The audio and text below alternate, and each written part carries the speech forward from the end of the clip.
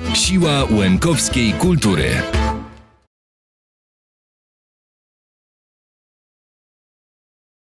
Dobry wieczór, dobry wieczór. Bardzo się cieszę, że skorzystali z zaproszenia. Przyszły serdecznie spotkanie z profesorem Bogdanem Halczaką. Przybliży nam dokumenty związane z akcją Wisła, jakie się nachodzą w archiwach Czech i Słowacji. Tak?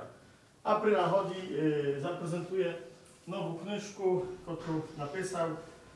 Jest to Dzieje Łemków od średniowiecza do współczesności. Na pewno bardzo wartościowa książka, zebrana historia Łemków, warta na pewno taką książkę sobie przydbać, bo no, mało jest takich publikacji, które by tak szeroko na temat historii Łemków, jakby opisywali. Także oddaję głos dla pana profesora. Дякую дуже. Дякую дуже. Я також хотів wszystkich привітати. Я дуже рад, що міг тут перший раз приїхати до Ленко Тауер, правда, місця, о котрим я дуже чув, але тепер бачу, що це є такий правдивий Тауер. No, ale no, trzeba сказати, що я не перший раз тут w Strzelcach Krajeńskich. No, колись тут в Strzelcach Krajeńskich mieszkał mi ujko Petro Cidylło. Він їздив на таксівці, пізніше поїхав до Америки. No, na żal, że помер, так що я тут до нього приїжджав, але це було досить давно тому, правда, я був дуже маленький. Добре, а тепер хотів представити мою доповідь. Ну, я її приготовив на польській мові. Ну, думаю, що і мені буде ліпше сказати, і ви будете ліпше розуміти. To що, починаємо. Proszę Państwa, jednym z istotnych składników oficjalnej propagandy władz komunistycznych w Polsce po II wojnie światowej była mitologia wojny bieszczadzkiej związanej z wydarzeniami, które rozgrywały się w południowo-wschodniej części państwa polskiego w latach 1945-1947. Twórcą tej mitologii był niewątpliwie Jan Gerhard. W 1959 roku wydał on powieść przygodową Łuny w Bieszczadach, która spotkała się z niezwykle życzliwym przyjęciem przez władze. Kilkakrotnie wznawiana przyniosła autorowi sławę i wysoki w realiach PRL-u dochód. Na podstawie książki Gerharda w 1961 roku zrealizowany został przez Ewę i Czesława Petelskich film Ogniomistrz szkaleń. Książka i film uzupełniały się wzajemnie, tworząc sugestywny obraz sytuacji w południowo-wschodniej części państwa polskiego w latach 45-47, a zatem u zarania rządów komunistycznych w Polsce. Według powieści, na czym polegał, do czego sprowadzał się obraz przedstawiany przez oba utwory?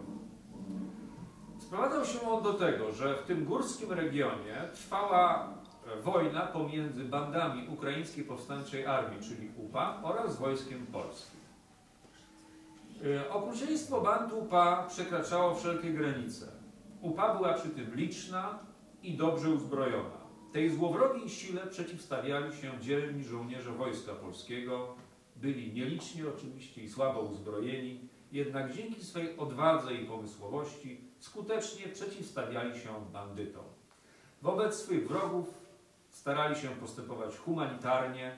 Nigdy, nawet w najtrudniejszych sytuacjach, polskich żołnierzy nie opuszczał oczywiście dobry humor. Mówię to oczywiście o tej sytuacji przedstawionej przez Gerharda i prezentowanej w sławetnym filmie. Proszę Państwa, po upadku rządów komunistycznych w Polsce zarówno powieść, jak i film zostały porządnie skompromitowane. Przede wszystkim faktem takim, że one niezbyt dobrze traktowały polskie podziemie antykomunistyczne, czyli żołnierzy wyklętych. W związku z tym sama książka i film zostały też trochę wyklęte. Niemniej jednak wiele wskazuje, że mitologia stworzona przez Jana Gerharda i jego kontynuatorów przynajmniej w odniesieniu do kwestii ukraińskiej, nadal w pewien sposób funkcjonuje w obiegu społecznym.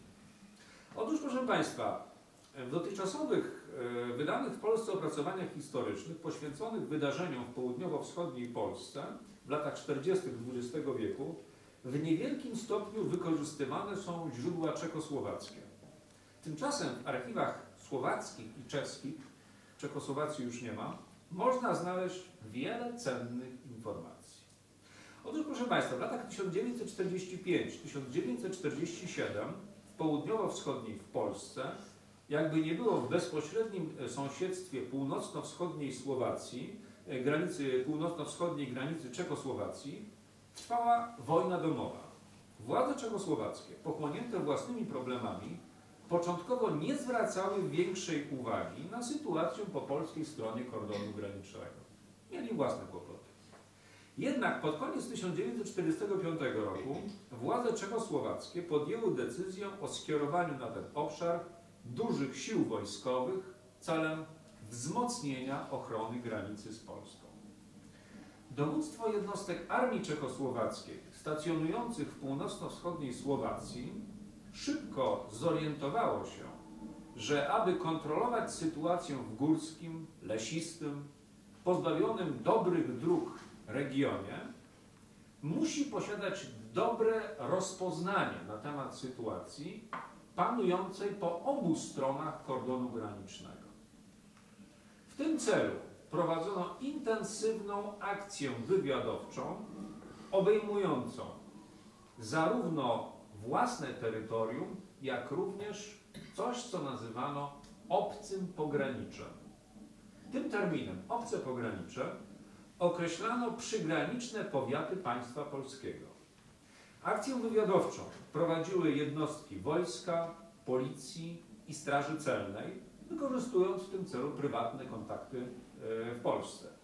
Wysyłano także na terytorium państwa polskiego zakamuflowanych wywiadowców, czyli szpiegów. Po polskiej stronie granicy stworzono rozbudowaną sieć tajnych informatorów. Oczywiście ci szpiedzy oraz ich informatorzy funkcjonowali oczywiście bez żadnej wiedzy polskich władz komunistycznych. Czyli był ktoś, o kim polscy komuniści nie wiedzieli, a kto patrzył im na ręce. Raporty czechosłowackich służb specjalnych zachowane w archiwach czeskich i słowackich stanowią obecnie ciekawe źródło dla historyków. A trochę tych raportów się zachowało. One są co prawda częściowo zakamuflowane. Wywiad kamufluje swoje dokumenty, nawet wtedy, kiedy one już nie są tajne, ale są już dostępne. Proszę Państwa, były to dokumenty ściśle tajne, przeznaczone dla niewielkiego grona ludzi. Autorzy raportów nie musieli się zatem posługiwać komunistyczną frazeologią. Przekazywali po prostu informację o sytuacji po polskiej stronie granicy. Nie zawsze były to informacje, to trzeba powiedzieć, rzetelne. Na przykład wywiadowcy czechosłowaccy okazywali się niezbyt biegli w geografii Rzeczypospolitej. Mylili nazwy miejscowości. Często przekręcali polskie i ukraińskie nazwiska. Niektóre pomyłki owych szpiegów miały czasami bardzo zabawny charakter. Na przykład w jednym z takich szpiegowskich raportów donoszono, że w tej i tej okolicy działa oddział UPA, którego dowódcą jest człowiek o pseudonimie Druże Komandyry. Oczywiście, prawda, Druże Komandyre, czyli druhu komendancie, to była forma zwracania się do dowódcy w UPA. Widocznie szanowny szpieg słyszał, jak partyzanci mówili do swojego dowódcy Druże Komandyre i myślał, że to jest jego pseudonim, prawda.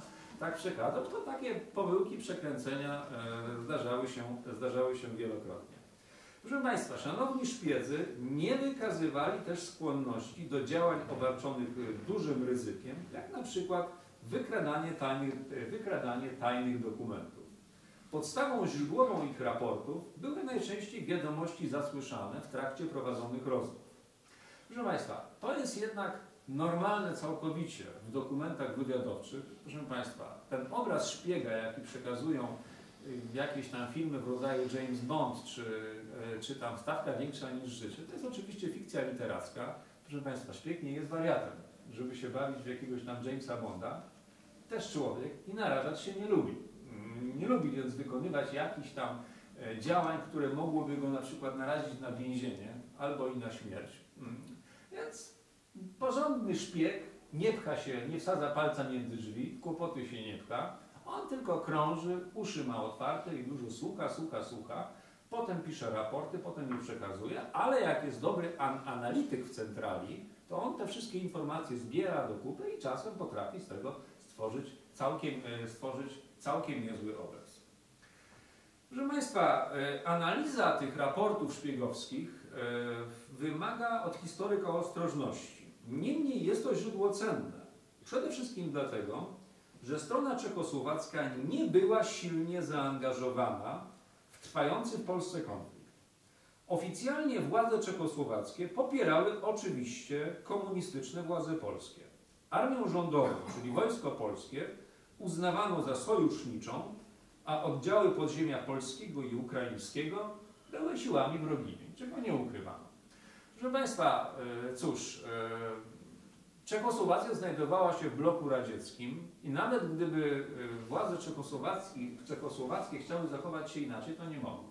Druga sprawa, oni na przykład mieli podstawy, żeby obawiać się UPA, bo przecież mieli mniejszość ukraińską też w północno-wschodniej Słowacji i bali się na przykład przeniesienia tej działalności partyzanckiej na teren północno-wschodniej Słowacji, a nikt wojny domowej nie lubi. Bali się także możliwości przeniesienia na przykład działań przez polskie podziemie antykomunistyczne na teren Czechosłowacji, bo tam też byli antykomuniści. A poza tym jeszcze, prawda, to szanowni partyzanci wyprawiali się do nich po zdobycie prowiantu, czyli dokonywali rabunków, prawda, co dając się oczywiście we znaki miejscowej ludności, w związku z czym nie mieli podstaw, szanowni, prawda, przedstawiciele władz czechosłowackich, aby za bardzo sympatyzować ani z partyzantami polskimi, ani z partyzantami ukraińskimi. Jednak oficjalne stosunki polsko-czechosłowackie, mimo teoretycznie braterstwa broni, nie układały się wcale najlepiej. Między obu krajami istniał spór graniczny o teren Spisza, Orawy, Śląska Cieszyńskiego, ziemi kłodzkiej i zarówno Czesi, jak i Słowacy odnosili się do Polaków bez wielkiej sympatii. Czechosłowaccy funkcjonariusze państwowi nie byli obiektywni, lecz analizowali rozgrywające się w Polsce wydarzenia w sposób stosunkowo spokojny i wyważony. Czego nie można powiedzieć, trzeba powiedzieć ani o dokumentach polskich, ani o jakichś źródłach ukraińskich, ani też o źródłach radzieckich, bo to były strony bezpośrednio zaangażowane w konflikt. Proszę Państwa, szczególnie wiele uwagi czechosłowackie służby specjalne poświęcały Wojsku Polskiemu, określanemu najczęściej w sprawozdaniach mianem regularnej armii rządowej. Zresztą ciekawą, ale szanowni szpiedzy w swoich raportach unikali takiego stwierdzenia Wojsko Polskie, tylko pisali o regularnej armii rządowej. Dlaczego? Bo oni nie mieli wątpliwości, że tak naprawdę istnieją dwie armie polskie. Że istnieje armia antykomunistyczna, którą określali mianem Armii Krajowej najczęściej, ewentualnie Narodowych Sił Zbrojnych, i to też jest Wojsko Polskie. Z drugiej strony mamy to oficjalne Wojsko Polskie, i to polskie, w związku z czym wyróżniali Armię Krajową i regularną armię rządową. Natomiast takiego sformułowania Wojsko Polskie unikali. W Czechosłowacji zdawano sobie dobrze sprawę, że ta armia nie reprezentuje całego narodu polskiego. I to wielokrotnie podkreślano, że to jest armia rządowa. To nie jest armia polska jako taka, tylko to jest jakaś tam armia rządowa. Proszę Państwa, czechosłowackie służby specjalnie bardzo krytycznie oceniały wartość bojową owej regularnej armii rządowej. W jednym z raportów stwierdzono, tu cytuję: nie posiada wysokiej wartości bojowej, ma niskie morale i jest słabo wyszkolona. I faktycznie armia ta, chociaż oficjalnie polska, była, zdaniem czechosłowackich służb specjalnych, dowodzona w rzeczywistości przez radzieckich oficerów. Tu jeden z raportów stwierdza następująco. Kadra dowódcza w polskiej armii jest następująca. Żołnierzami, podoficerami i oficerami do rangi dowódcy batalionu są Polacy. Dowódcy wyższej rangi to oficerowie rosyjscy. Fakt, iż wojsko polskie było dowodzone faktycznie przez oficerów radzieckich, nie wpływał pozytywnie wcale na relacje polsko-radzieckie. Wśród polskich żołnierzy i oficerów, według opinii czechosłowackich służb specjalnych, panowała, jak stwierdzono, nienawiść przeciwko Rosjanom, Żydom i komunistom.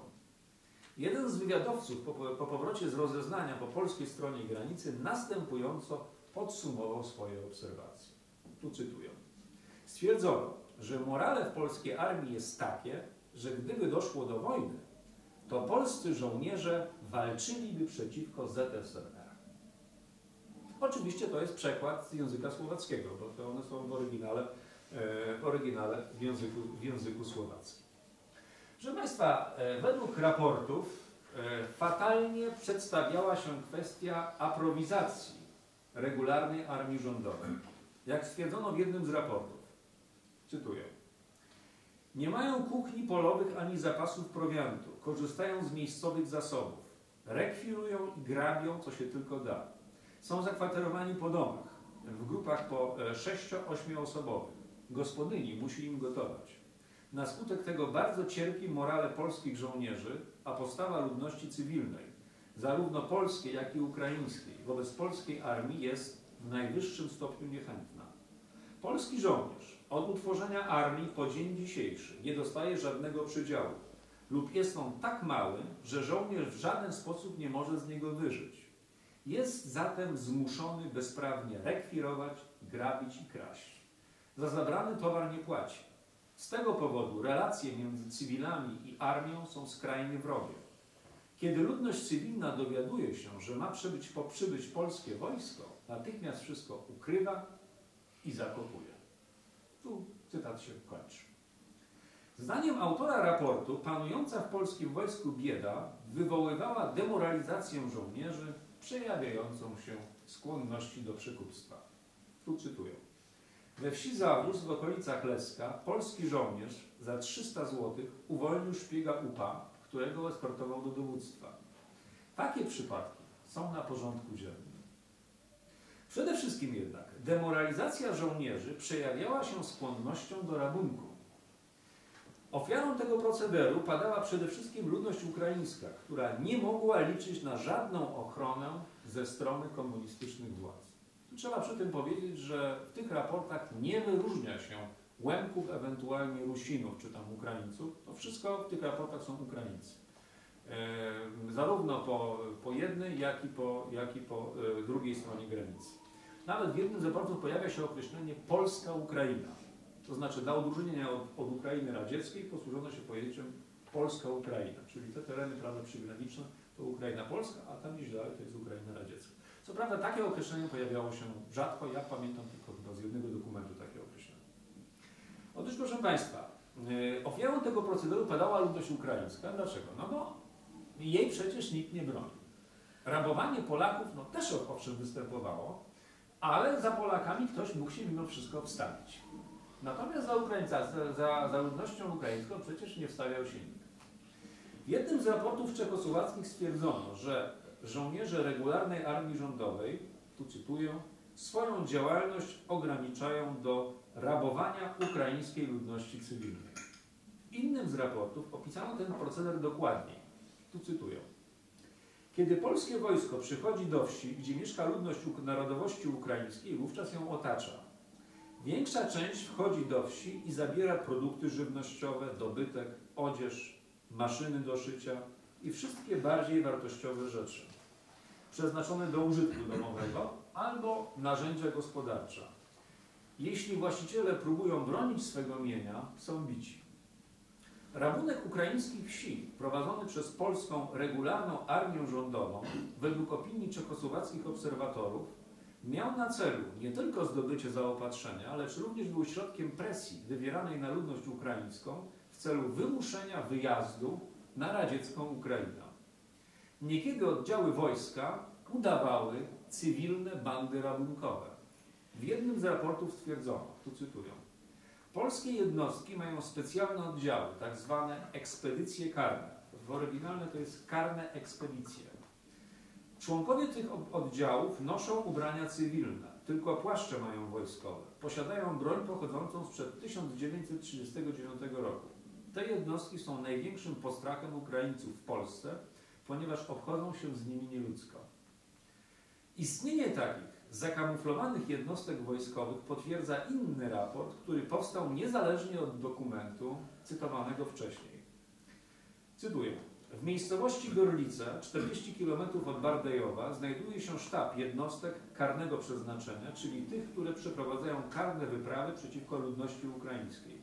W wymienionym mieście gromadzone są zrabowane rzeczy. Raport nie podaje, w jakim miejscu znajdował się magazyn, w którym oni gromadzili zrabowane w okolicznych wsiach łemkowskich rzeczy. No proszę Państwa, oczywiście dla ludzi, którzy wodzą się z Łemkowszczyzny, nie jest to żadne odkrycie, że wojsko udawało bandy rabunkowe i dokonywało rabunków, ale do tej pory nie było to w żaden sposób oficjalnie potwierdzone. Oczywiście czechosłowaccy wywiadowcy jednoznacznie podkreślają istnienie takich przebierańców. Proszę Państwa, czechosłowaccy obserwatorzy informowali swych przełożonych, że wojsko polskie faktycznie nie prowadzi walki z polskim podziemiem antykomunistycznym, ponieważ większość żołnierzy mniej lub bardziej skrycie z tym podziemiem sympatyzuje. Jak stwierdzono w jednym z raportów o armii rządowej, cytuję, jej postawa wobec AK jest w większości dobra. W innym dokumencie zauważono, że słabe efekty walki prowadzonej z bandami przez wojsko polskie są następstwem faktu, iż na polskiego oficera silny wpływ wywierają członkowie tajnej siatki cywilnej AK i NSZ. W armii działa wielu członków band, szpiedzy, prowokatorzy, propagandziści. Ich działalność doprowadziła do tego, że wojsko oddaje często broń bez walki. Zresztą w tych raportach znalazłem przynajmniej kilka opisów sytuacji, kiedy to w bezpośrednim starciu żołnierze regularnej armii rządowej po prostu natychmiast poddawali się członkom podziemia, jeżeli tylko doszło do bezpośredniego kontaktu, co zresztą wykorzystywała oczywiście UPA, która podszywała się pod Armię Krajową, prawda? Jeżeli żołnierze stwierdzali, że mają do czynienia z takowcami, to się zaraz poddawali. I jeszcze oddawali im broń. Proszę Państwa, ale zdaniem czechosłowackich służb, tu jest taki przykład. W Bielczy w powiecie Przemyśl w listopadzie 1945 roku w tamtejszych koszarach rządowi żołnierze zostali napadnięci przez silny oddział UPA. Kiedy UPA otworzyła ogień, polscy żołnierze zaczęli krzyczeć: nie strzelać, my sprzyjamy AK. Banda UPA ich rozbroiła, zrabowała magazyny, a dobytek zabrała. Wzięli do niewoli polskich żołnierzy wypuścili. Proszę Państwa, ale zdaniem czechosłowackich służb specjalnych także postawa żołnierzy polskiej armii rządowej wobec UPA nie zawsze nacechowana była wrogością. Tu cytuję. Ich zadaniem, czyli armii rządowej, jest utrzymanie porządku, zbrojne występowanie przeciwko banderowcom. Jednak głównym celem banderowców jest walka przeciwko ZSRR, a Polacy przecież nienawidzą Rosjan. Dlatego sympatyzują z banderowcami i nie występują przeciwko nim. W innym raporcie zauważono, że armia rządowa, tu cytuję, w trakcie działań bojowych przeciwko banderowcom jest mało zdecydowana. Niektórzy wojskowi sympatyzują z banderowcami. Jeden z czechosłowackich wywiadowców następująco scharakteryzował relacje pomiędzy UPA i garnizonem armii rządowej w miejscowości Cisna. W miejscowości Cisna żołnierze polskiej armii rządowej są otoczeni przez oddziały UPA. Nie występują przeciwko nim w żaden sposób. Banderowcy wchodzą swobodnie do wsi i utrzymują koleżeńskie stosunki z żołnierzami polskiej armii rządowej. Proszę Państwa, trzeba jednak powiedzieć, że w tych raportach zawarte są oczywiście także informacje o walkach i to czasami bardzo zaciętych, toczonych pomiędzy wojskiem polskim, czy tą regularną armią rządową i UPA. Proszę Państwa, z kolei opisując relacje pomiędzy ukraińską ludnością cywilną i regularną armią rządową, funkcjonariusze czechosłowackich służb specjalnych zwracali uwagę na dużą bezwzględność polskich żołnierzy. I ten wątek pojawia się wielokrotnie w analizowanych dokumentach. Tu cytuję. Ludność na północ od naszych granic, w większości pochodzenia ukraińskiego, żyje bez prawnej ochrony. Nie utrzymuje żadnych przydziałów, lecz jest systematycznie rabowana przez polskie wojsko. Nie zawsze jednak żołnierze poprzestawali na rabunku. Niekiedy, zdaniem czechosłowackich wywiadowców, dochodziło do czynów bardzo drastycznych. Tu cytuję. W dniach od 21 do 23 stycznia polskie wojsko wysiedlało w rejonie Sanoka ludność narodowości ukraińskiej. Wysiedlenie miało charakter przymusowy. Domy Ukraińców opieczętowano, a mieszkańcy zostali doprowadzeni do rosyjskiej komisji przysiedleńczej. Ta przyjęła jednak tylko tych, którzy stwierdzili, że przysiedlają się dobrowolnie.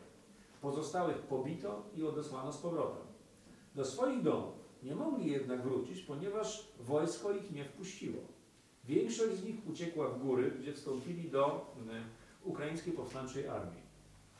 W dniach 23-24 stycznia 1946 roku polskie wojsko wyganiało ludność ukraińską z Sanoka, Baligrodu i Nowego Zagórza. Tam, gdzie ludność usiłowała stawiać opór, polskie wojsko paliło zabudowania. Do ludzi, którzy usiłowali gasić swoje domy, strzelano z karabinów maszynowych. Rannych pozostawili bez pomocy na śmierć. Wielu ludzi zbiegło w góry, gdzie przyłączyli się do banderowskich oddziałów. Dnia 23 stycznia 1946 roku przyszedł do miejscowości Surowica i Moszczaniec, 18 km od Rymanowa, polski oddział wojskowy. Miejscowej ludności żołnierze zabrali konie, krowy, owce, ubrania itd. Podobny oddział karny przyszedł w dniu 24 stycznia do miejscowości Wisłok Wielki. Podpalili dom Andrzeja Betleja, którego postrzelili w prawą rękę i zastrzelili mu 4-letnią córeczkę. Potem spalili 36 domów. Dobytek i ubrania zabrali. 6 cywilów zostało zabitych, a 4 raniono. Żołnierze mówili po polsku. Między nimi byli także cywile. Ten oddział przybył do miejscowości około godziny 10, a odszedł około 15.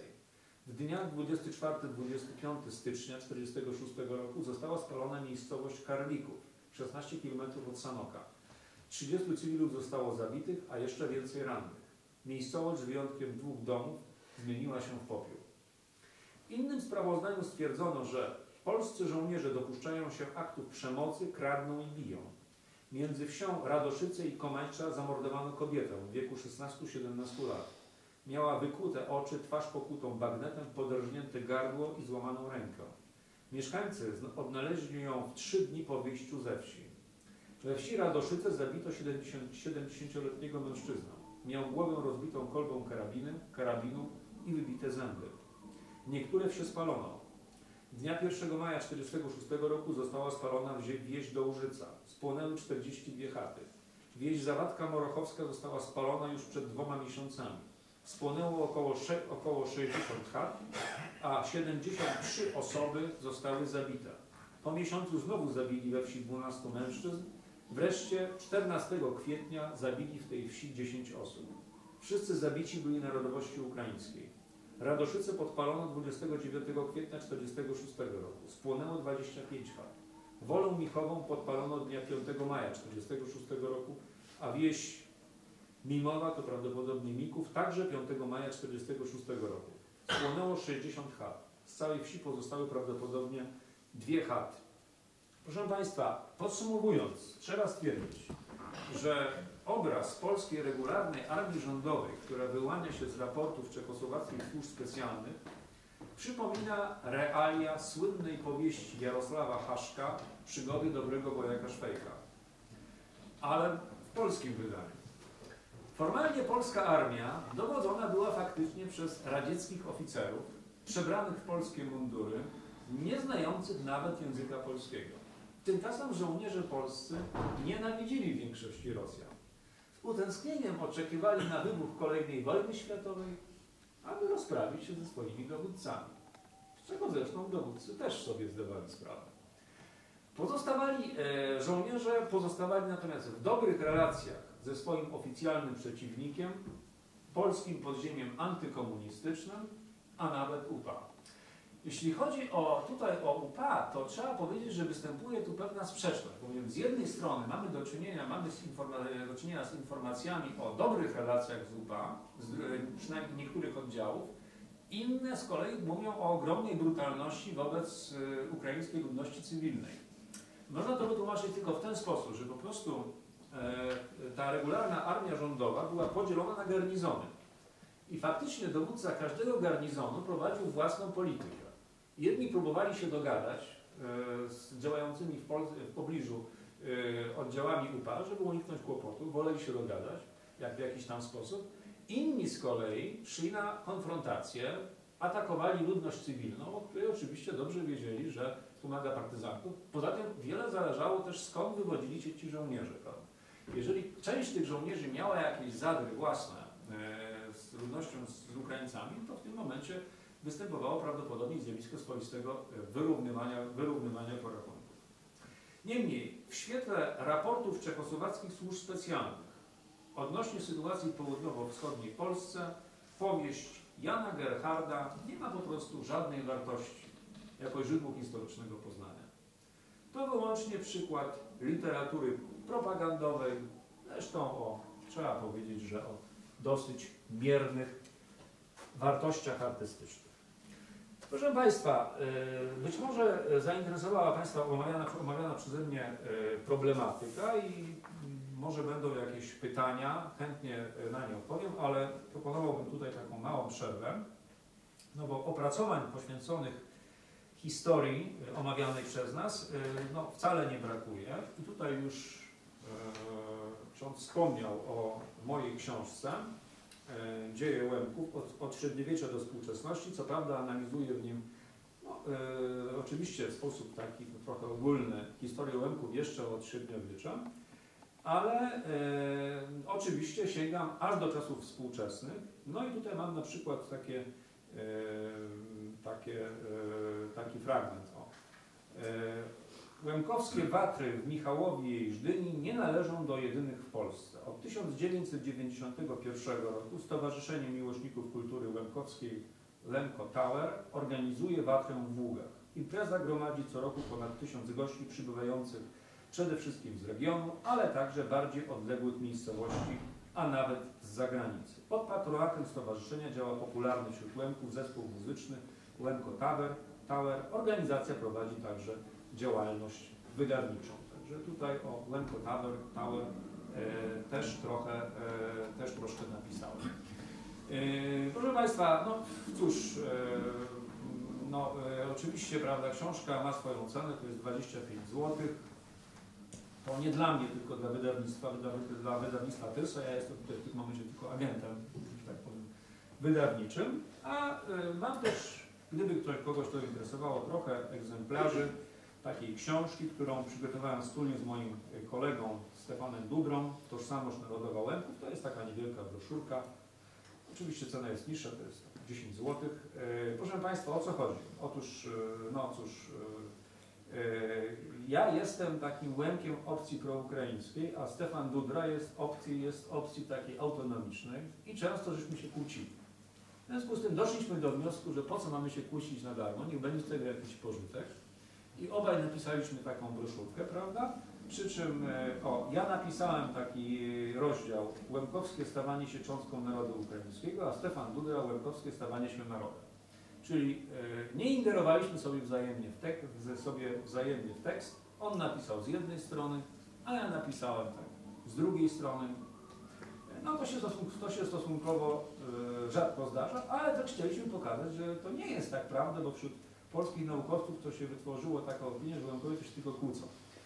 No, zdarza się, że między sobą rozmawiają też. No, całkiem spokojnie, całkiem rzeczowo. No, bywają wyjątki od reguły. Dobrze. No jakby ktoś podrywował Bilszek Dyżok, no to dystrybucją zajmuje się wydawnictwo Tyrsa w Warszawie. Wydawnictwo Tyrsa, tam kontakt jest możliwy poprzez, znaczy się drogą w internecie znajduje się adres i tam można zamówić albo drogą mailową, albo telefonicznie i oni wtedy przysyłają, tylko tam doliczają chyba 5 zł dodatkowo za koszty wysyłki. Ewentualnie no tutaj, prawda, można wprowadzić jakiś większy transport, jakąś paczkę z wydawnictwa. No niestety więcej nie przywiozłem, bo więcej nie miałem, prawda. tutaj no, wydawnictwo nie przewidywało, że będzie większe zapotrzebowanie, to przyjęli, przyniosły. Dobrze. Proszę Państwa, wracając tutaj do mojego tekstu, proszę Państwa, nie chciałbym, żeby Państwo odnieśli tutaj jakieś wrażenie, że ja tutaj no, uprawiam propagandę, że tam w tych tragicznych latach 45-46 czy tam 45-47, prawda, stroną no, najgorszą w tamtych rejonach była regularna armia rządowa, prawda, a inne strony, no to było wcielenie wszelkiego dobra, humanitaryzmu, uchwalaj Boże, tak nie było. Proszę Państwa, po prostu trwała wojna partyzancka. To były realia wojny partyzanckiej. No, problem polega na tym, że tutaj po prostu w społeczeństwie polskim dzięki, prawda, inicjatywie Jana Gerharda i jemu podobnych, no, został stworzony ewidentnie skrajnie zafałszowany obraz tych wydarzeń, prawda, no, który się gdzieś tam pokutuje, gdzieś tam się utrzymuje, a jeżeli się człowiek próbuje temu zaprzeczać, to od razu są protesty, a na jakich podstawach, a kto oskarża, prawda. Przynajmniej tutaj mamy jakieś źródło, jeśli chodzi o te dokumenty. Są jakieś źródła, które nie są ani polskie, ani mówię ukraińskie. To jest strona może nie neutralna, ale na pewno nieżyczliwa stronie ukraińskiej, walczącej stronie, prawda? Jeśli już to stronie polskiej, prawda? Cóż, szpiedzy pisali po prostu to, co widzieli, bo to i szpiedzy, i ich informatorzy, bo to nie byli oczywiście filozofowie. Oczywiście do tych raportów trzeba się też odnosić z pewną ostrożnością. Dobrze, tyle miałbym mniej więcej do powiedzenia. Proszę Państwa, czy są może jakieś pytania, uwagi? Proszę bardzo. Chciałem spytać, czy Pan Profesor ma jakieś badania na temat tego, jaka była świadomość w całym społeczeństwie polskim na temat tego, co się wydarzyło w tamtych czasach i dzisiaj? Czy w ogóle jest jakiś przekaz w stronę Owszem, tak. społeczeństwa? Takie badania są prowadzone. Były prowadzone i prowadzone są. Jaka była świadomość w społeczeństwie polskim? Tutaj trzeba odróżnić społeczeństwo polskie tam z terenów południowo-wschodnich, czy z wsi, prawda, graniczących, prawda, z wsiami łemkowskimi, czy tam z wsiami bojkowskimi. I no cóż, oni się doskonale orientowali, co się działo. Proszę Państwa, dlaczego? No bo w tych wydarzeniach, co tu dużo mówić, oni dopatrywali się konkretnych korzyści. No to były sytuacje, że wręcz domagano się wysiedlenia ludzi tam z jakiejś tam określonej wsi. Dlaczego? No bo no formalnie, że istnieje zagrożenie, na przykład działalnością UPA, chociaż UPA nawet mogło nie być w ogóle, ale na przykład ktoś sobie ostrzył pazurki na jakieś chaty, prawda, na jakieś gospodarstwa, bo tu trzeba przyznać, że społeczeństwo zostało mocno rozpuszczone tymi akcją wyjazdów, trzeba powiedzieć wymuszonych, na radziecką Ukrainę. Kiedy no, trzeba powiedzieć, że większość, około 2/3 Łemków po prostu wyjechała w sposób mniej lub bardziej tam przymusowy na radziecką Ukrainę. I wtedy okazało się, że oni pozostawiali chaty, pozostawiali gospodarstwa, często dobrze zagospodarowane i oczywiście prowadzały się do nich rodziny polskie, prawda? A potem nagle się okazywało, że tu gdzieś obok jest dobre gospodarstwo, a tam mieszkają na przykład Łemkowie, prawda? A dobrze byłoby tam brata ulokować, prawda, kogoś i tak dalej. Więc tu pojawiały się rachuby. Dalej formowały się bandy rabunkowe, które dokonywały rabunków u miejscowej ludności, bo oni sobie dobrze zdawali sprawę, że tej ludności przecież nikt nie będzie bronił. Że jeżeli ktoś może sprawić kłopoty, to partyzantka ukraińska, której znowu nie było aż tak wiele. Więc nie stanowiło to zagrożenia. Oczywiście nie wszyscy uczestniczyli w takich działaniach, to najczęściej jakieś lokalne rzezimieszki, ale trzeba też wziąć pod uwagę, że to było po długotrwałej wojnie. Ta ludność była mocno zdemoralizowana. I to też trzeba wziąć poprawkę. Druga sprawa to ludność z głębi kraju. Ludność, która nie miała bezpośredniego kontaktu tutaj z ludnością ukraińską. Natomiast cóż, czy oni niczego nie wiedzieli? Proszę Państwa, ja czytałem jakieś wspomnienia czy relacje polskiego oficera, który w tym czasie przebywał bodajże w Kożuchowie i nie miał w ogóle żadnego kontaktu, ale on odnotował, że na przykład jego koledzy, którzy byli na tej wojnie, prawda, gdzieś tutaj w południowo-wschodniej Polsce, opowiadali straszne rzeczy. Dalej, obserwował transporty. W pobliżu Kożuchowa jechały tam też osiedlano, obserwował transporty. No to mówi, że powiedział, że te transporty sprawiały straszny widok, prawda, że ten widok tych transportów był okropny. Tutaj widzieli te transporty. Także jest rzeczą niemożliwą, żeby nie mieli żadnej orientacji co do tego, co się działo w południowo-wschodniej Polsce, żeby ten jednostronny obraz przyjmowali, no tak całkowicie że tak powiem, na wiarę, żeby tak jednostronnie. Ale mówię, z drugiej strony, no, przyjmowanie takiego jednostronnego obrazu, zmanipulowanego tych wydarzeń, no, było im po prostu na rękę. Jak nam ktoś wiedział, to czasami wolał milczeć. No, natomiast jeśli chodzi o czasy współczesne, to trzeba powiedzieć, że wśród młodego pokolenia w społeczeństwie polskim, które nie miało już żadnego kontaktu z tymi wydarzeniami, no, obserwujemy tendencję do rzeczywiście traktowania takiego zmitologizowanego obrazu tych wydarzeń, które rozgrywały się tam w południowo-wschodniej Polsce, w sposób, no, taki rzeczywisty, prawda? W sposób no, taki, że brania tego dosłownie za rzeczywistość.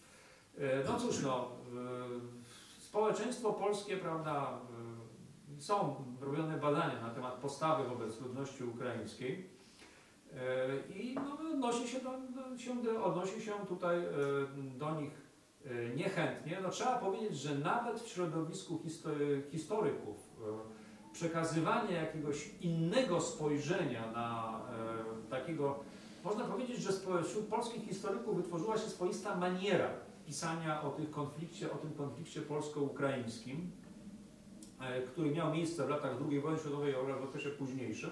I to jest taka specyficzna maniera. Jeżeli ktoś nawet pisze inaczej trochę niż to zostało zawarte, na przykład już naraża się na kłopoty.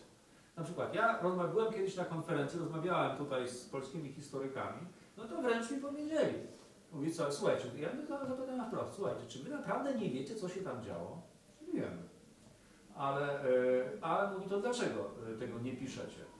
Mówi, człowieku, ty chcesz, żeby nas wyzywali od Ukraińców?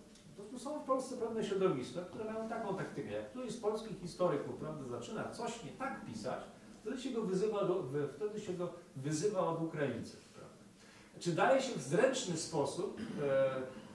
sposób do zrozumienia, że to jest Ukraińcy? Prawda? Co go naraża z kolei na kłopoty. O, na przykład w swoim czasie taki historyk Grzegorz Motyka próbował trochę inaczej, to wówczas na przykład zaczynano w części czasopism publikować jego nazwisko, jego dane jako Chrycko Motyka. I to wystarczyło.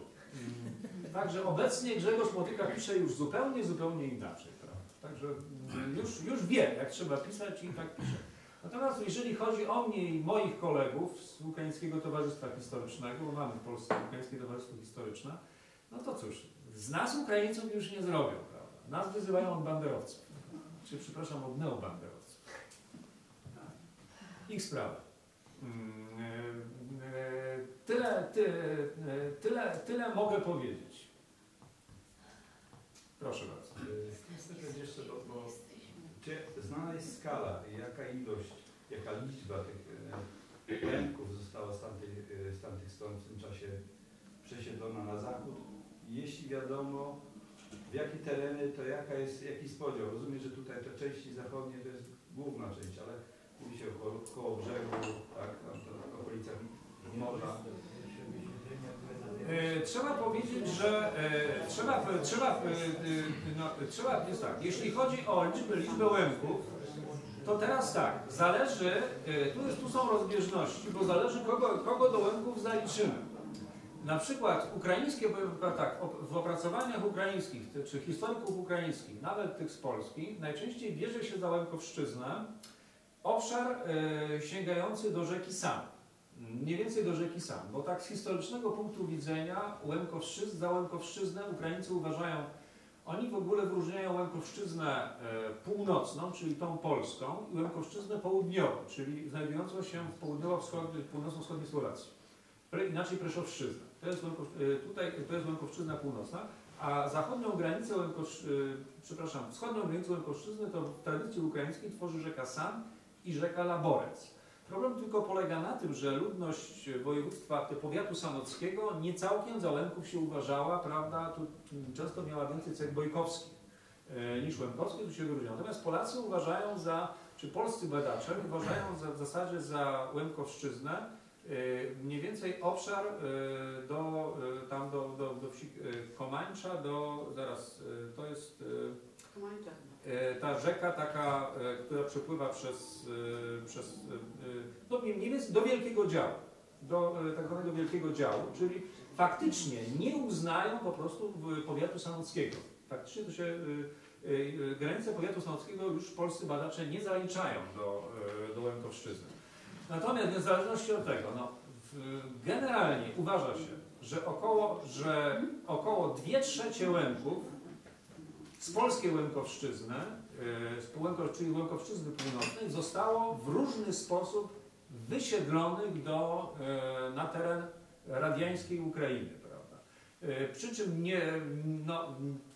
nie używamy tutaj określenia wyjazdy dobrowolne, bo naszym zdaniem to wyjazdy dobrowolne nie były. Uważamy, że w najlepszym wypadku ludzie ci zostali oszukani, zmanipulowani, a oszustwo i manipulactwo wykluczają dobrowolność. Poza tym część Łęków także na tej zasadzie zmanipulowana wyjechała też i ze Słowacji. Tam też były wyjazdy, ale znacznie mniejsze.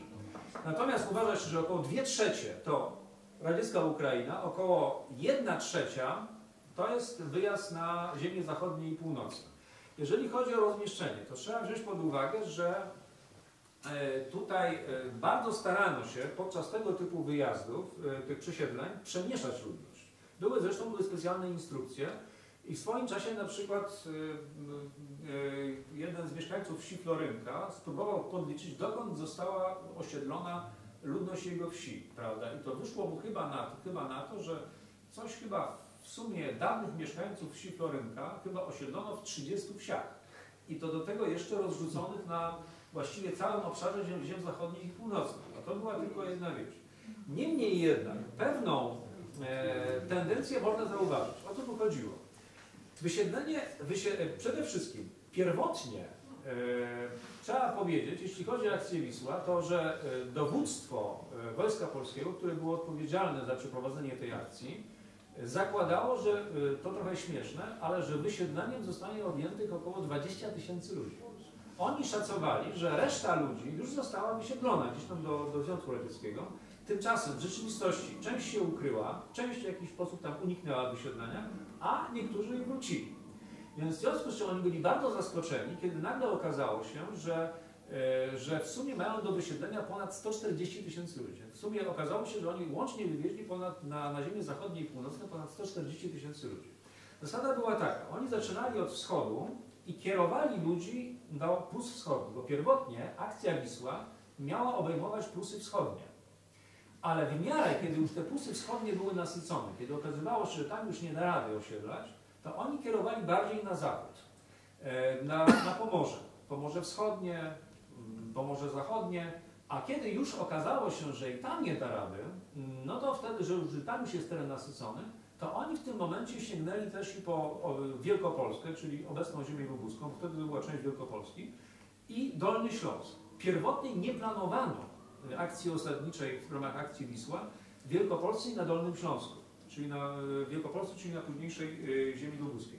Problem polegał na tym, że ta ostatnia faza tej akcji Wisła zbiegła się akurat z momentem, kiedy już Prusy Wschodnie były nasycone, kiedy stopniowo już właściwie nasycone było Pomorze Zachodnie i w tym momencie duża część przynajmniej Łęków oni kierowali już w ostatniej fazie na Dolny Śląsk i na późniejszą ziemię lubuską, co jednak nie znaczy, że tu osiedlono tylko ludzi z Łękowszczyzny, bo starano się i tak przemieszać.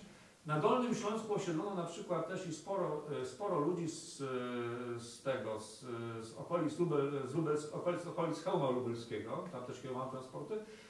Natomiast specyfiką ziemi lubuskiej było to, że tutaj osiedlano przede wszystkim Łęków, ale z innych stron Z innych stron też się zdarzało, prawda? Też, bo mimo wszystko starano się jednak mieszać ludność, żeby ona żeby nie była w stanie jakby przewieźć tych swoich dawnych kontaktów.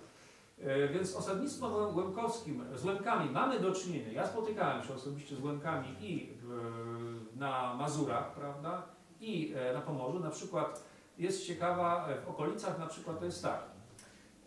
Na Pomorzu są takie dwie, jest powiat wałecki i powiat pilski. To na przykład powiat pilski, w powiecie pilskim osiedlono właściwie wyłącznie Łemków, natomiast w powiecie wałeckim osiedlono ludzi z innych stron.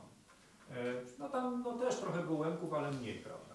Na przykład w powiecie wałeckim, to już jest właściwie Pomorze. Na Pomorzu spotykałem Łemków, także są oni rozszerzeni, prawda, z tym tylko, że jeżeli rodziny łemkowskie zostały rzucone, prawda, pomiędzy rodziny z innych regionów, to nie utrzymywały tak swojej specyfiki. Natomiast w tych regionach, jak Dolny Śląsk i ziemia lubuska, gdzie rzeczywiście doszło do dosyć dużych skupisk ludności łemkowskiej, ona prędzej utrzymała swoją specyfikę. Tyle mogę powiedzieć. Chcę też zapytać, bo ta propaganda komunistyczna cały czas nam wpajała, że jedynym powodem wysiedleń było to sprzyjanie tym bandom UPA. Czy tu jest trochę w tym prawdy? Czy chodziło tylko o to, żeby ten naród wynarodowić i po prostu zasiedlić tutaj ziemię odzyskane? Proszę Państwa, ale jeszcze mamy drugie pytanie. Jeszcze jestem przy głosie. Tak. Jak był spis narodowy? Jak my powinni określać swoją narodowość? Bo na przykład mój taki dobry kolega, on mi pomawiał, że jakim on jest Łemek, on jest Polakiem, on nie może inaczej podać, że jest narodowości do spisu łemkowskiej czy tam innej, że to mówi, nie ma takich ludzi. Dobrze, proszę Państwa, jeżeli chodzi o przyczynę wysiedlenia tutaj, to ten mit, że po prostu jest to związane ze wspieraniem, prawda, UPA przez rzeszoną ludność, no to proszę Państwa, to ja kiedyś, będąc w Sejmie w charakterze eksperta, w Komisji do Spraw Mniejszości Narodowych, bo akurat były obrady poświęcone akcji Wisła, bo tutaj ze strony jednego z posłów zostało wysunięty taki postulat, żeby tą akcję Wisła wreszcie jasno potępić. I w tej sprawie obradowała Komisja do Spraw Mniejszości Narodowych.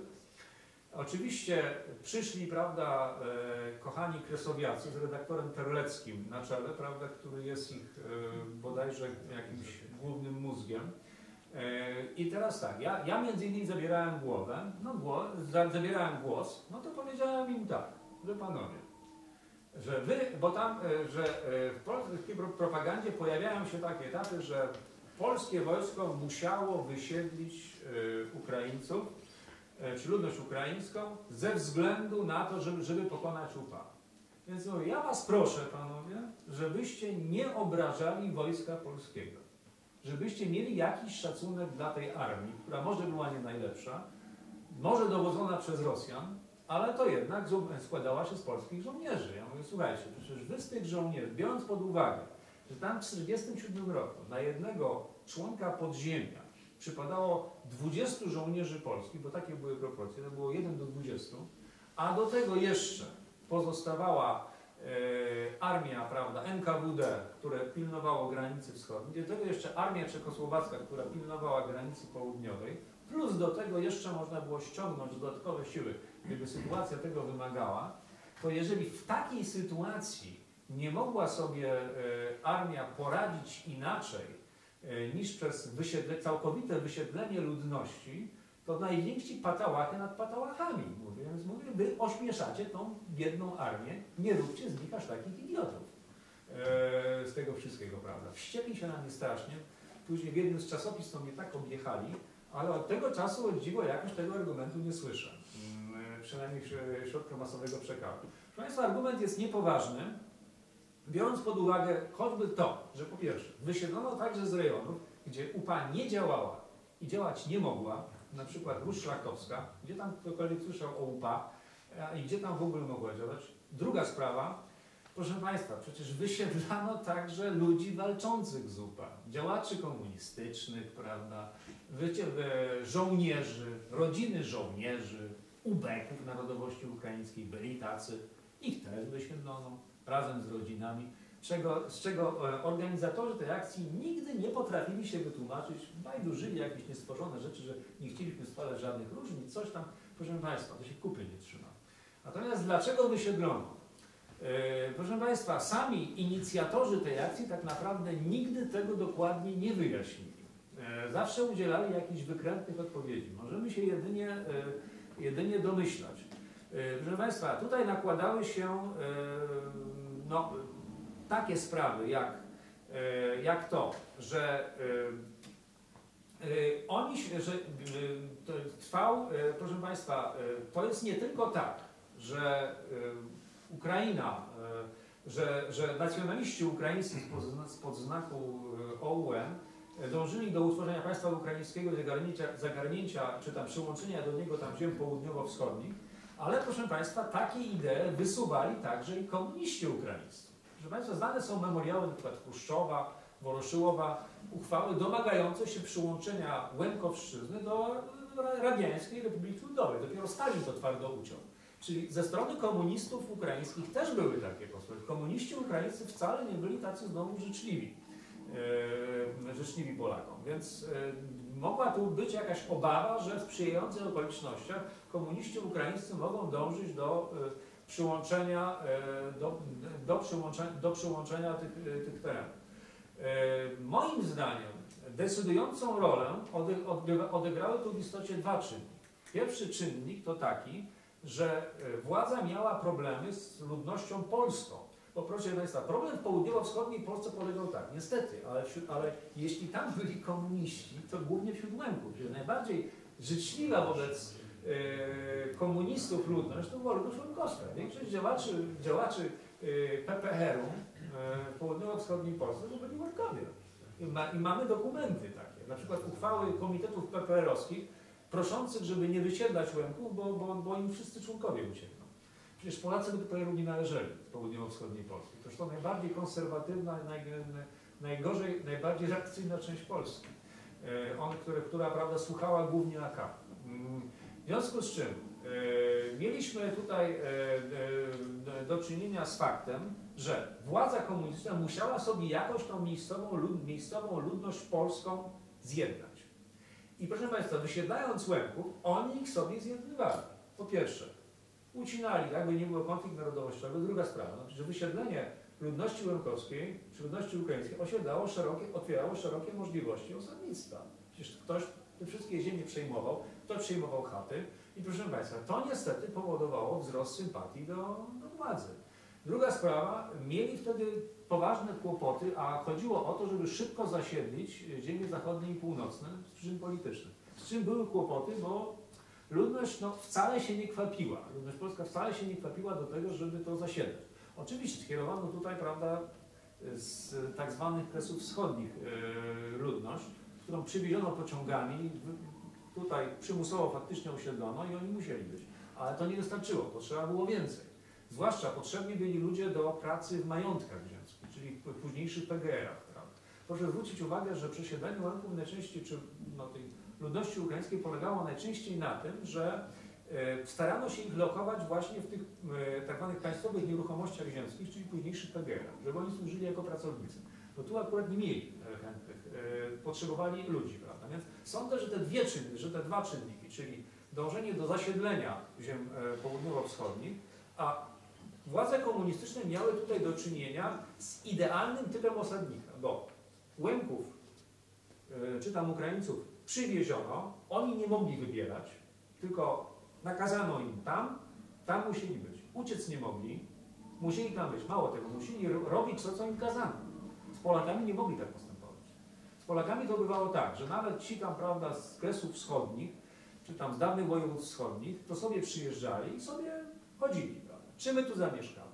A nam się tu nie podoba, bo jedziemy gdzie indziej, prawda. I przekonam ich teraz, że tutaj, prawda, jest fajnie, u nas jest fajnie, no osiedlcie się u nas, osiedlcie. Nie, my jedziemy gdzie indziej, prawda.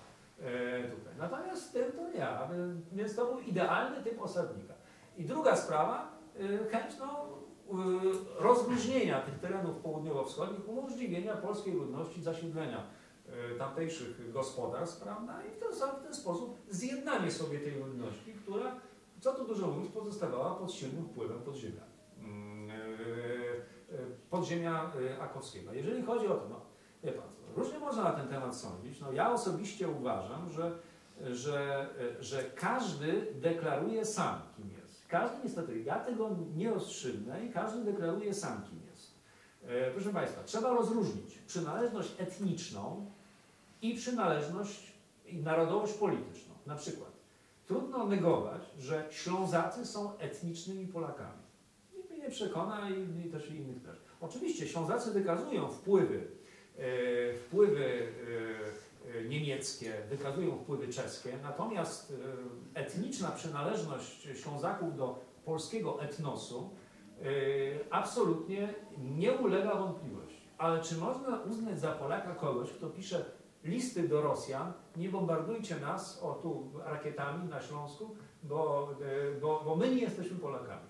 No to ja przepraszam, ale ja kogoś takiego za Polaka nie uznam w sensie politycznym. On na pewno dla mnie, na pewno Polakiem nie jest. Jest jakiejś innej narodowości, jakiej to już jest jego sprawa, to nie moje zmartwienie, ale Polakiem na pewno nie jest. Tak samo jest, cóż, no, jeśli chodzi o Łemków, no to cóż, przynależność Łemków do etnosu ukraińskiego jest bezsporna.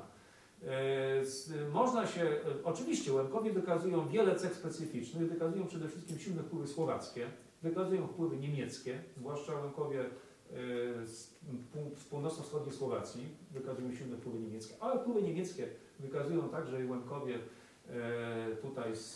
Łemkowie polscy, wpływy polskie owszem wykazują, niemniej jednak ten trzon to jest na pewno etnos ukraiński. Natomiast mówię o tym, kto nie przynależy do jakiego narodu w sensie politycznym, to już decyduje każdy sam. Jeżeli ktoś uważa, że jest prawda i że identyfikuje się z narodowością polską, uważa się za Polaka, no to ma do tego pełne prawo. Oczywiście trzeba jeszcze do tego zaznaczyć, że Polacy też muszą go uznać za Polaka, prawda? Czy Polacy go uznają za Polaka, to już jest jego zmartwienie i niech się tym kłopocze, prawda? Także, zresztą mamy tutaj też inne przykłady. Na przykład jest taki pan, był kiedyś sobie taki pan Żelewski, który był Kaszubem na Pomorzu Zachodnim, proszę Państwa, taki Kaszub, który się strasznie zniemczył, przyjął najpierw nazwisko Zelewski, a później przyjął nazwisko von Deimbach, chociaż znany jest także jako von Deimbach-Zalewski, który później był generałem hitlerowskim, między innymi odpowiedzialny był za tłumienie powstania warszawskiego i zniszczenie Warszawy. Chociaż urodził się w polskiej rodzinie kaszubskiej, był wychowany, otrzymał nawet polskie wychowanie, etnicznie to on był Kaszubem. Można powiedzieć, że był etnicznie Polakiem, ale z polskości to on się na pewno wypisał i nikt rozsądny za Polaka go nie uznał z tego wszystkiego. I niestety narodowość polityczna jest kwestią wyboru, ale podwójnego, bo pierwszy wybór to jest taki, że to za kogo my się uważamy, a drugi wybór to jest taki, że za kogo z kolei inni nas uważają, czy na przykład inni. Ja się mogę uważać za Amerykanina, ale czy Amerykanie mnie uznają za Amerykanina, to jest ich sprawa. A mogą mnie uznać za Amerykanina, ale nie muszą. Tyle mogę powiedzieć. Natomiast a propos narodowości łemkowskiej, państwo polskie nie uznaje. Państwo polskie uznaje grupę etniczną, a to nie jest narodowość. Narodowości łemkowskiej polskie państwo nie uznaje. Każdy ma taką narodowość, z jaką się utożsamia. Natomiast natomiast przynależność etniczna, tak zwana przynależność do etnosu, to jest kwestia kultury. W jakiej ktoś został wychowany, w jakiej, prawda, istnieje, z jaką się utożsamia. To są cechy obiektywne. Natomiast cóż, narodowość, przynajmniej według współczesnego pojmowania, to jest taka, z jaką ktoś się utożsamia. Więc jeżeli ktoś uważa, że jest Polakiem, to nim jest. Jeżeli ktoś uważa, że jest, prawda, czy ja wiem, Słowakiem, no to nim jest. Oczywiście pod warunkiem, że zostanie przez te narodowości czyste narody za swojego uznane. Tyle mogę powiedzieć. Skoro w tej książce jest dzieje Łemków od średniowiecza do czasu współczesnych, no to znakiem tego, że ci Łemkowie istnieli. Owszem istnieli, chociaż... Moim zdaniem narodowości nie można sobie wybierać. To znaczy, Ten człowiek proszę Państwa... był jego rodzicem, jego dziadkiem, pradziadkiem i tak dalej. Proszę Państwa, to jest, proszę Państwa, po pierwsze, no tutaj weszliśmy na trudny temat. Po pierwsze, co to jest narodowość? Tego nikt tak naprawdę dokładnie nie wie, bo jest wiele definicji narodowości i tego nikt tak to jest zresztą poświęcona na ten temat prace naukowe. Sama charakterystyka tych definicji narodowościowych jest bardzo różna. Generalnie są dwie definicje narodów.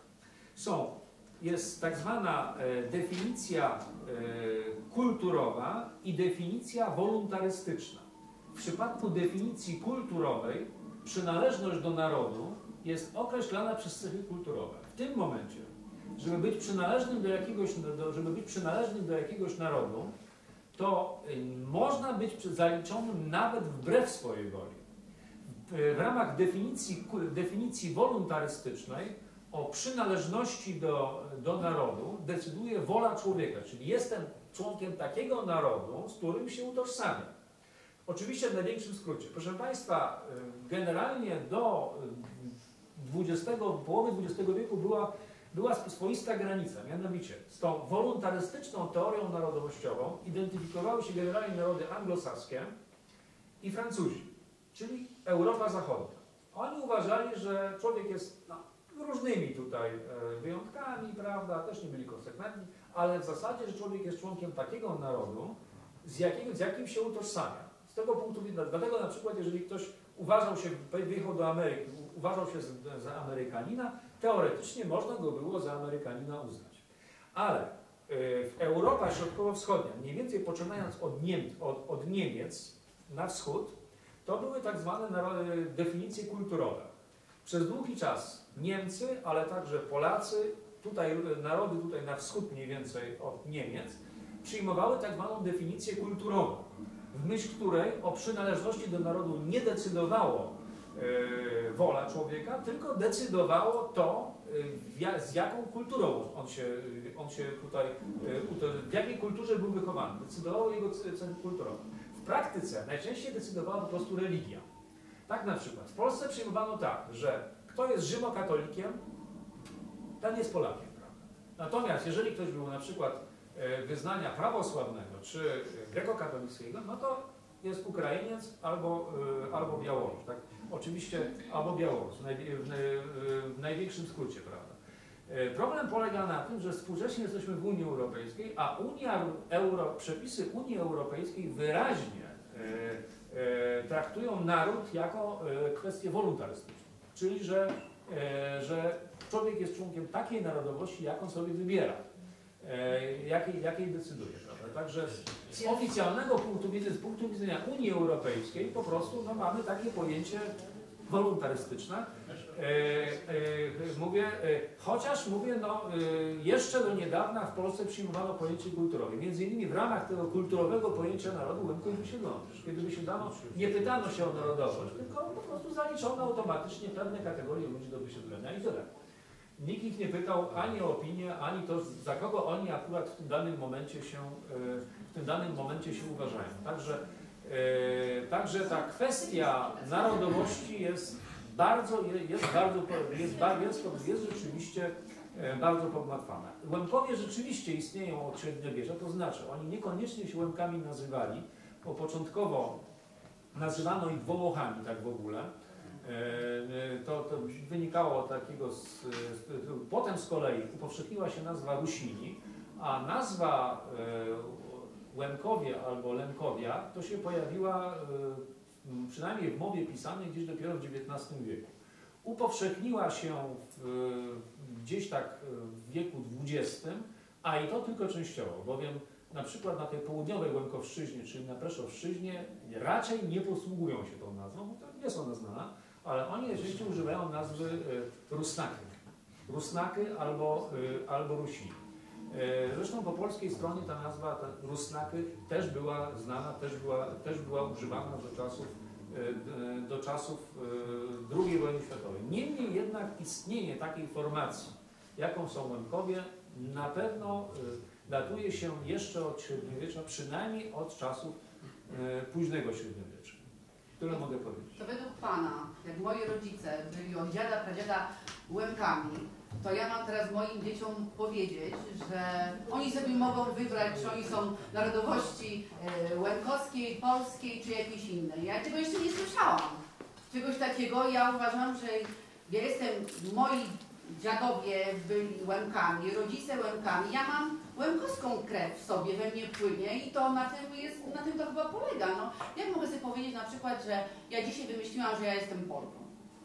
Ja mogę być narodowości polskiej, ale ja nie wiem. No właśnie, narodowości polskiej. Obywatelstwa polskiego, źle powiedziałam, źle. Mogę mieć obywatelstwo polskie, ale no nigdy nie mogę powiedzieć, no nie wiem, że ja sobie wymyślę, że ja jestem, nie wiem, mieszkam w Polsce. Cały kraj jest. Tak, ale pan profesor ten sam pogląd, Tak, ale nie chcę tutaj narzucać po prostu. No ale Ja panią popieram. Dyplomatyczny, Ja panią popieram. jakby to słyszały nasze dzieci teraz, które są, wiadomo, już i wymieszane, i różne, no to tak, no mamo, co ty mówisz, nie? Jak No, ja mówię im, że... Z tym tylko, że to jest prawda. Utożsamić to nie jest tak, że człowiek, prawda, tutaj zadeklaruje się, że jest, prawda, tutaj, że powie sobie głośno. To trzeba byłoby na przykład w niektóre sprawy uwierzyć, moim zdaniem. Trzeba byłoby na przykład uwierzyć w to, że akcja Wisła była słuszna i uzasadniona. Proszę mi powiedzieć w takim razie, czy wiadomo ostatecznie, kto odpowiada za tą akcję Wisła? Jakieś ugrupowanie, jakieś nazwiska, bo mówi się, że Stalin wyznaczał granicę Polski, tak trzymał swoją laseczkę na zachodniej granicy Polski i tak trzymał, rysował i w pewnym momencie zrobił tak. Nie wiem, czy Państwo widzicie, jak wygląda granica koło Szczecina, granica Polski. Taki po prostu miał czkawkę pijarską. I w tym momencie jest taki po prostu łuskot. Czy to nie było czasem tak, że ktoś tam po prostu sobie obudził się rano i mówi, a wy siedlimy Łemków. Jak to było? Czy wiadomo, proszę Państwa, kto o tym zdecydował? Z tym uskokiem koło granicy to nie było tak dosłownie, ponieważ tam sprawa była niejasna, granica nie była wytyczona i to szły ogromne starania ze strony polskich władz komunistycznych o ten Szczecin.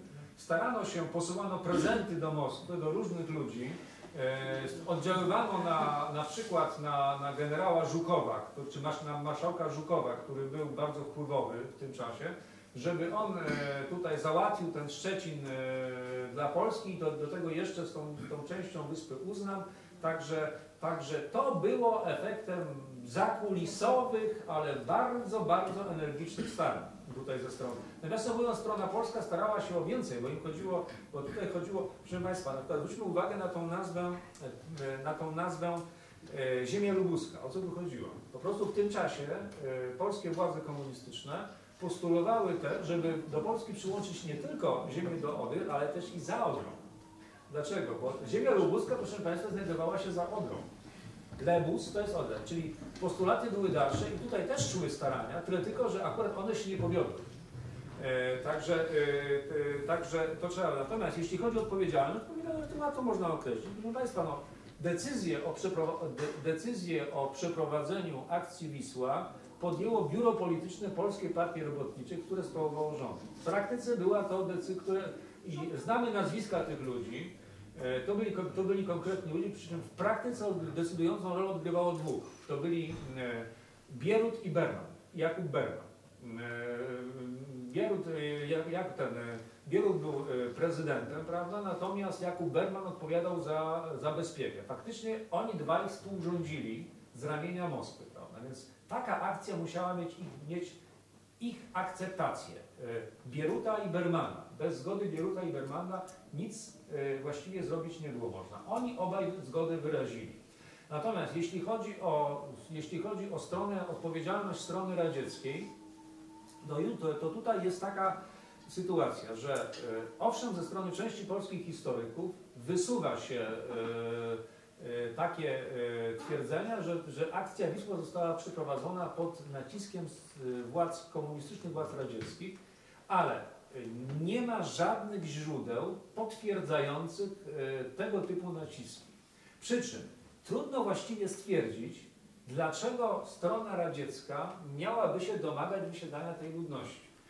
Biorąc pod uwagę, że na miejsce wysiedlonej ludności ukraińskiej natychmiast nadeszliby Polacy. Nadeszli Polacy. Czy ci Polacy kochali Związek Radziecki? Ach, gdzie ten? Przecież oni byli bardziej wrodzy wobec Związku Radzieckiego niż Ukraińcy, prawda? A polskie podziemie było bardzo niebezpieczne. Podziemie postakowskie. Więc dlaczego Związek Radziecki miałby sobie życzyć u swoich granic Polaków, tak kochających Związek Radziecki? I druga sprawa jest dosyć ciekawa. Proszę Państwa, kiedy wysiedlano ludność ukraińską, czy w ramach akcji Wisła, na ziemię zachodnie i północne, proszę zwrócić uwagę, że oni bardzo często byli osiedlani wokół radzieckich baz, tutaj rozpowszechnionych. Proszę Państwa, władze radzieckie, było to często, to wynikało tam z różnych przyczyn, ale proszę Państwa, rzecz ciekawa, że że dowództwa radzieckie nie sprzeciwiały się tego, a nawet o to zabiegały. Oni woleli mieć za sąsiadów tutaj Łemków czy Ukraińców niż Polaków. Polaków za sąsiadów unikali. Proszę Państwa, dlaczego tak chętnie osiedlano w pobliżu baz radzieckich? Trzeba wziąć pod uwagę, że tam długo utrzymywały się wyspy ludności niemieckiej. Dlaczego? Rosjanie bali się, żeby Armia Czerwona nie chciała mieć w pobliżu Polaków. Więc oni długo nie pozwalali na przykład wysiedlać wsi niemieckich, które znajdowały się w pobliżu baz radzieckich. Prawda? Woleli mieć za sąsiadów Niemców. Dopiero pod bardzo silnym naciskiem polskich władz ostatecznie tych Niemców wysiedlono. Zostały puste wsie. I wtedy nadjechały transporty z akcji Wisła. I wtedy właśnie na te tereny zaczęto kierować tutaj ludność ukraińską. Ze strony dowództw radzieckich nie tylko nie było tutaj, dowództwa radzieckiego nie tylko nie było tutaj żadnych przeciwwskazań, ale nawet oni zabiegali o tę ludność. Oni woleli mieć tu Ukraińców ze sąsiadów, czy też Łemków, niż Polaków. Więc to już świadczy. Więc pytanie, dlaczego tak zabiegały i ich wysiedlali? Kolejna sprawa. Proszę Państwa, jeżeli ludność tam miała być niebezpieczna, to dlaczego Armia Czerwona, czy władze radzieckie chciałyby, żeby je dawać ich tu, przy granicy z Niemcami? To był przecież bardzo ważny dla nich strategicznie rejon. W razie jakiejś wojny ta ludność znalazłaby się na zapleczu, na bezpośrednim zapleczu frontu. Tu było dużo baz. Więc gdyby ta ludność była traktowana jako zagrożenie, dlaczego chciano by tę ludność osiedlać właśnie tutaj? Na zapleczu, w pobliżu radzieckich tajnych baz, w pobliżu ewentualnego przyszłego frontu, to się kupy nie trzyma to wszystko. W tym wszystkim. Są przy tym też inne zabiegi świadczące o tym, że na przykład Polacy do końca, że władze polskie do końca czyniły zabiegi, żeby jednak tą pozostałą jeszcze, z czego wzięła się tak naprawdę akcja Wisła. Oni w latach 45-46 mniej więcej wysiedlali ludność do Związku Radzieckiego. Problem polegał na tym, że w 1946 roku władze radzieckie po prostu odmówiły przyjmowania dalszych transportów. Tak naprawdę to już w połowie 1946 roku w zasadzie odmówiły, ale jeszcze przyjmowały. Niechętnie, ale przyjmowały. A w 1947 roku powiedziały dosyć. Już więcej przyjmować nie będziemy. Z różnych przyczyn sobie nie życzyli większych wysiedleńców. W tym momencie zostało jeszcze część ludności niewysiedlonej, więc zdecydowali się ją wysiedlać tutaj na ziemię zachodnie i północne. Stąd się wzięła w ogóle akcja Wisła. Natomiast do końca czynili zabiegi o to, żeby tę ludność jednak wysiedlić tam gdzieś na radziecką Ukrainę. Czemu zresztą władze radzieckie się sprzeciwiały? Więc jeżeli polskie władze komunistyczne takie starania czyniły, to oznacza, że nie było bezpośrednich nacisków, bo inaczej jaki to miałoby sens? Gdyby tam władze radzieckie im mówiły, słuchajcie, wysiedlajcie tę ludność gdzieś tutaj na ziemi zachodniej i północnej. Niemniej jednak, proszę Państwa, oni na przeprowadzenie takiej akcji musieli mieć zgodę władz radzieckich. Zależność Polski czy polskich władz komunistycznych od Związku Radzieckiego była za duża, żeby mogliby taką akcję przeprowadzić bez zgody Związku Radzieckiego. Więc tak, procedura była mniej więcej taka. że najpierw biuro polityczne, zresztą po śmierci Świerczewskiego, podjęło decyzję o dokonaniu wysiedlenia, o przeprowadzeniu akcji wysiedleńczej. Później z kolei tej decyzji jeszcze przez pewien czas nie ujawniano i obradował sztab wojskowy i teraz tak, oni na kogoś czekali. Tam chyba bodajże to była różnica tygodnia. W pewnym momencie przyszedł, prawda, jeden z uczestników tego spotkania i powiedział, że ludność ukraińską należy wysiedlić. O co tu chodziło? Prawdopodobnie wracał z ambasady radzieckiej. Czyli oznaczało to, że uzyskał zgodę. Czyli z tego punktu widzenia państwo radzieckie ponosi współodpowiedzialność za tą akcję, bo oni musieli wyrazić zgodę na to. Natomiast nie ma podstaw do tego, żeby twierdzić, że akcję Wisła przeprowadzono pod jakimś przymusem, czy pod bezpośrednim naciskiem władz radzieckich. Chodzi ze względu na to, że władze radzieckie nie miały podstaw, aby akurat domagać się, nie miały na dobrą sprawę powodu, żeby domagać się wysiedlenia tej ludności.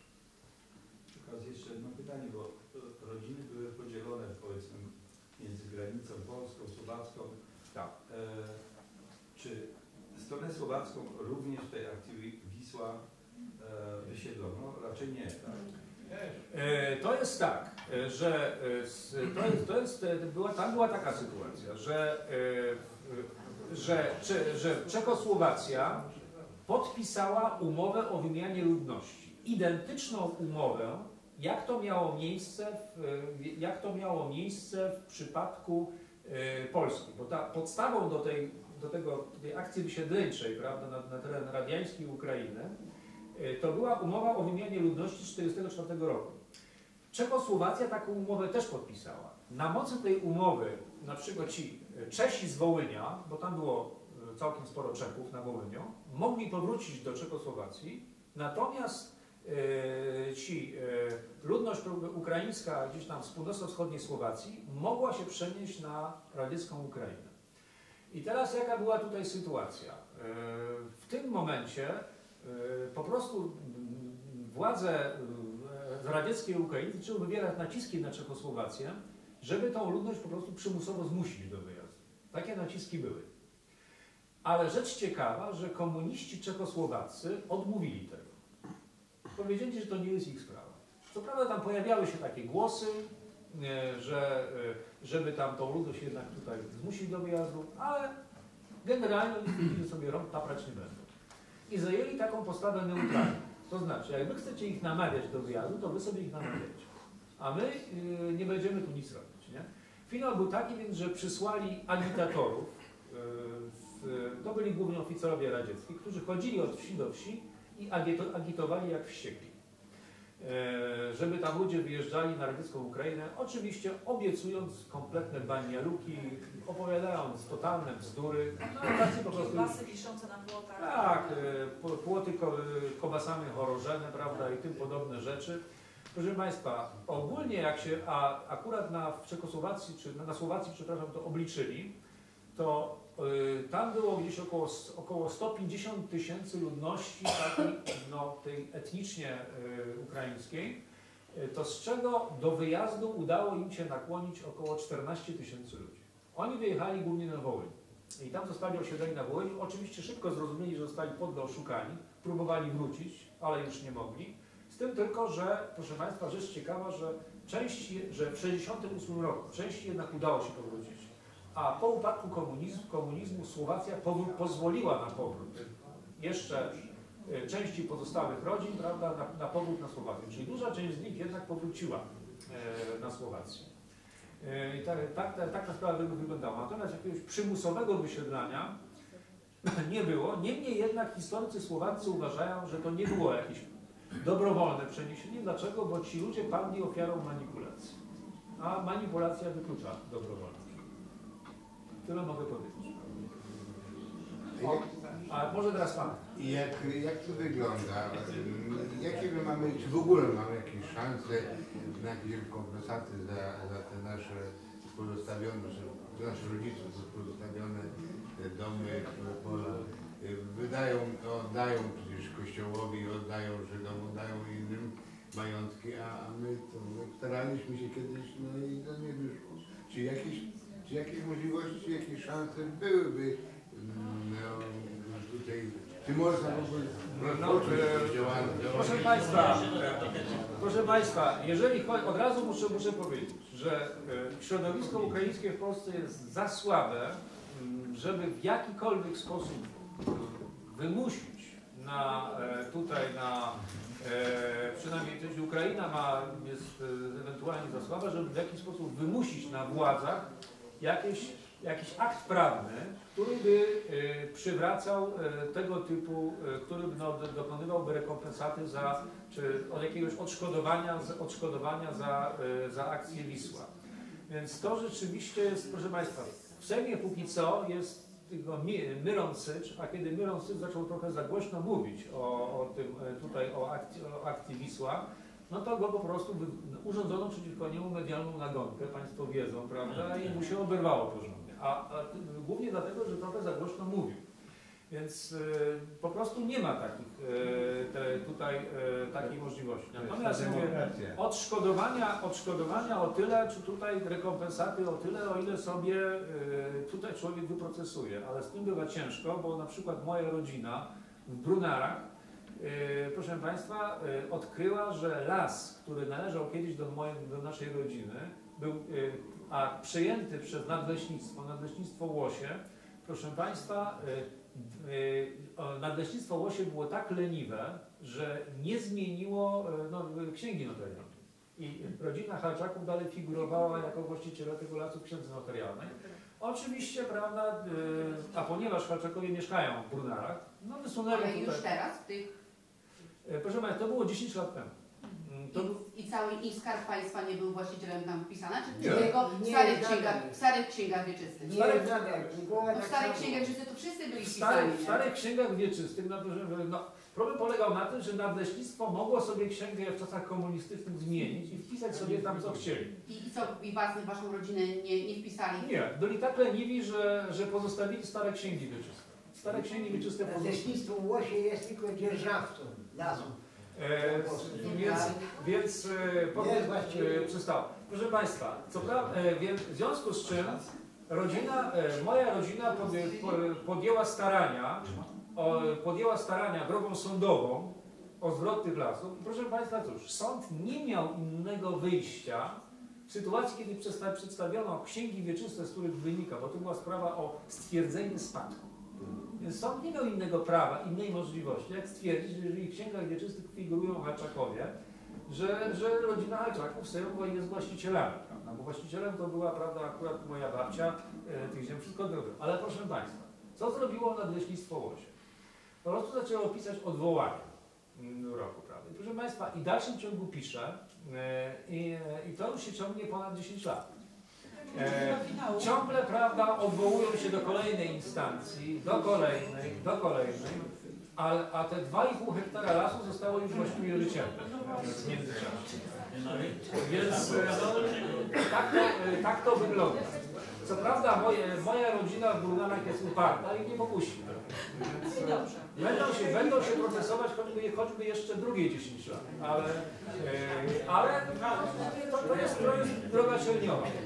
Dlaczego tak jest na przykład, że lasy mamy przyznane, sądownie wszystko tego. Od zależy od wojewody. Wojewoda podpisał, że jest. A teraz sądy tak wynikają, że mamy 7 rok sprawa obrażana, odłożona w miesiąc do 2. Pewnie, że wiem. Andrzej Warhola, ponieważ tak się tak naprawdę nazywał, Andy Warhol to jest jego pseudonim. On się urodził w Stanach Zjednoczonych, natomiast jego rodzice, czyli Warhola, oni się wywodzą z Łękoszczyzny, prawda, tutaj zaraz z jakiejś miejscowości, wyleciało mi w tej chwili z głowy, ale tam jest do dzisiaj jego muzeum. Andy Warhol był jak najbardziej Łemkiem, prawda? Co prawda środowisko amerykańskie tutaj, środowisko Łemków amerykańskich długo nie mogło go zaakceptować, bo był wielkim oryginałem, prawda? I nie bardzo konserwatywni Łemkowie akceptowali, choćby ze względu na to, że znany był ze swojej skłonności homoseksualnych i w ogóle takiego bardzo oryginalnego zachowania, ale znane są wypowiedzi tutaj Andy Warhola, że jednak się utożsamiał z tradycją rusińską. On nazwy Łemkowie tutaj nie utożsamiał. Jego przynależność, prawda, po rodzicach do Rusinów, czy do Rusnaków, czy do Łemków jest jak najbardziej oczywista. Jeszcze takie pytanie na koniec zupełnie, czy Łemkowie biorą o tej przysłowiowej kropce. O co tu chodzi?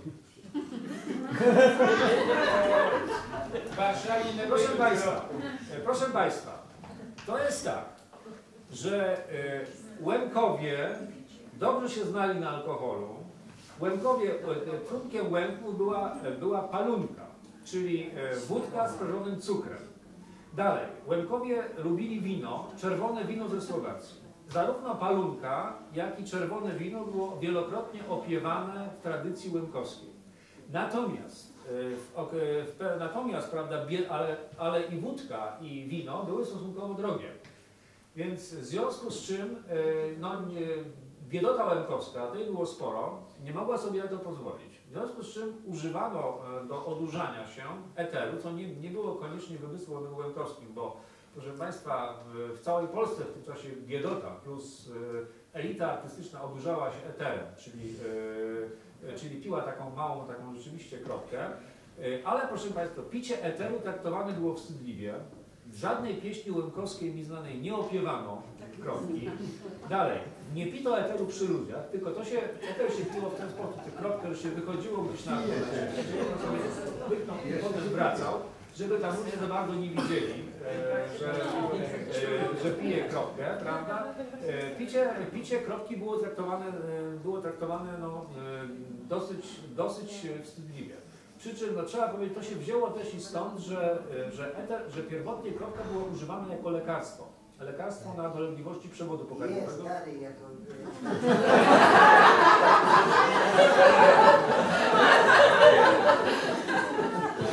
Tyle tylko, że eter daje objawy nieco podobne do upicia alkoholem, a jest znacznie tańszy. Ale mogę powiedzieć tylko jedno, że moją rodzinę... Alkomat szalenie. Tak. Mogę powiedzieć tylko jedno, że moją rodzinę zawsze było stać na lepsze alkohol niż kropka. Ale teraz to jest tradycja, przecież teraz ludzi stać na alkohol. Na łapach wszędzie czuć kropki.